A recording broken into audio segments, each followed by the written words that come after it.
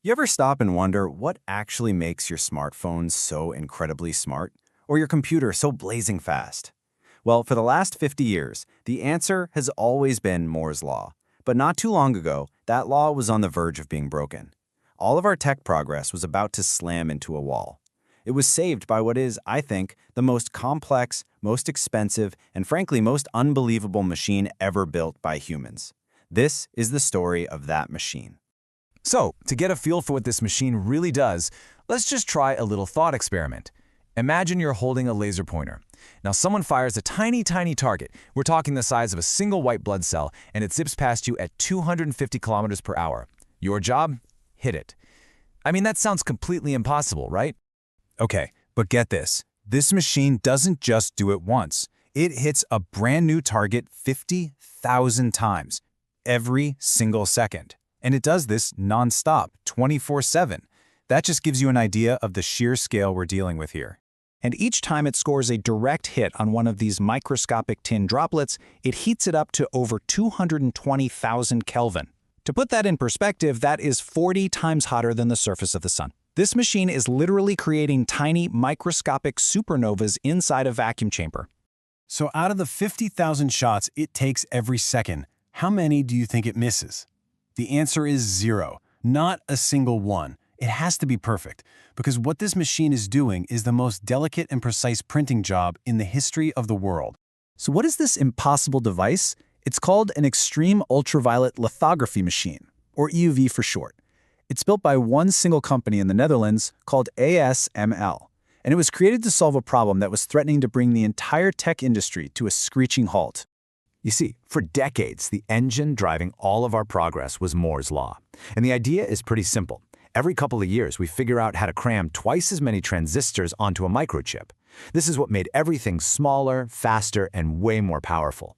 The whole secret was just making those transistors smaller and smaller and smaller. But then, around 2015, we hit a wall, a fundamental limit. See, to print these tiny circuits onto silicon wafers, you use light. And to print smaller things, you need light with a shorter wavelength. The problem was, we were kind of stuck. For decades, engineers were brilliant at this. They kept finding new light sources with shorter and shorter wavelengths. They went from 436 nanometers back in the 80s, down to 248, then all the way down to 193 nanometers. But after that, well, the laws of physics basically said, that's it, you're done. We had completely run out of road. The only path forward was this really radical idea that had been floating around since the 80s, using a type of light with a crazy short wavelength of just 13.5 nanometers. It's called extreme ultraviolet light, or EUV. And, for the longest time it was considered basically impossible to work with. So why was it so hard? Well, for starters, EUV gets absorbed by pretty much everything, even air. So the entire machine, which is the size of a bus, has to operate in a perfect vacuum. It also gets absorbed by glass, which means all your lenses are useless, you can't focus it. And to top it all off, there is no natural source of this light anywhere on Earth. You literally have to build an artificial sun. The whole concept was so out there that when the early pioneers presented their research, the reaction was, well, it was brutal. Andrew Harlech, one of the key scientists, remembered presenting his idea at a conference and being, in his own words, literally laughed off the stage. Okay, so to solve that no lenses problem, they needed mirrors. But not just any mirrors. They needed to create the smoothest objects ever made by humankind. Here's how precise we're talking. If you could scale one of these mirrors up to the size of Germany, the biggest imperfection on its entire surface would be just 1 millimeter high. That's just mind-boggling. And what about the no light source problem? How in the world did they solve that one? Well, this is where that incredible story from the beginning comes back in. After trying and failing with other methods, ASML perfected a system that fires tiny droplets of molten tin and then just blasts them with an incredibly powerful laser. The process itself is just a work of genius. First, a tiny tin droplet gets shot out. Then a quick low-power laser, a pre-pulse, hits it and flattens it into the perfect pancake shape. This is the key insight. Then a massive main laser pulse just completely obliterates that pancake, creating the super hot plasma that finally emits that precious EUV light. Now, before they landed on tin, researchers had tried using xenon gas, but it was unbelievably inefficient. It only converted about 0.5% of the energy into the right kind of light. Tin was way better, about 10 times more efficient, But it had its own killer problem. The vaporized tin would leave this layer of debris all over those priceless atomically smooth mirrors, basically destroying them instantly.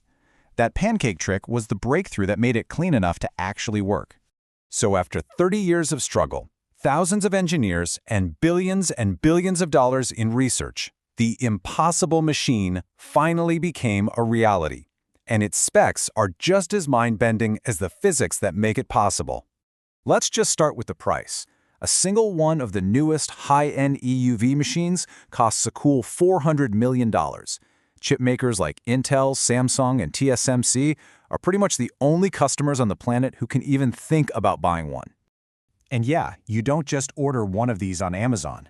A single machine is the size of a city bus, and it is so ridiculously complex that it has to be shipped in 250 separate shipping containers. It takes multiple jumbo jets just to transport it.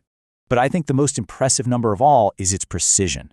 When it's printing the dozens of layers on a computer chip, one right on top of the other, the maximum allowable error, they call it overlay, is just 1 nanometer. So what does 1 nanometer even mean?